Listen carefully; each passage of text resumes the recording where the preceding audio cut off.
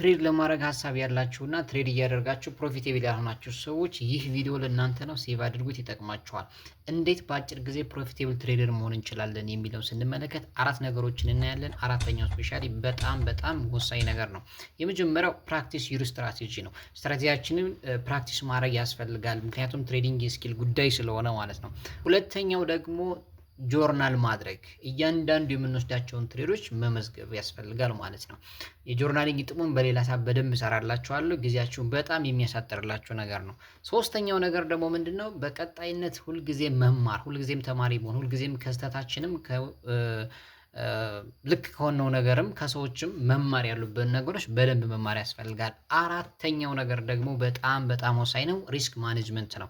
ሪስካችንን ማኔጅ ማድረግ ያስፈልጋል። በምንገባው በእያንዳንዷ ትሬድ ምን ያህል ገንዘብ ነው ማጣው፣ አካውንት ምን ያህል ፐርሰንት ነው፣ እያንዳንዷን ነገር እዚህ ጋር ነው ማለት ነው የሚያልቀው። ውጤታማ ለመሆን ትልቁ ነገር ከስትራቴጂም ከምንም ከቴክኒካልም ከምንም በላይ ሪስክ ማኔጅመንትን አንድ ሰው ማስተር ካደረገ አትሊስት አካውንቱን ማቆየት ይችላል። አካውንቱን እስካቆየ ድረስ ማርኬት ላይ መቆየት ይችላል። ማርኬት ላይ ደግሞ ከቆየ ፕሮፊቴብል የማይሆንበት ምንም ምክንያት የለም ማለት ነው።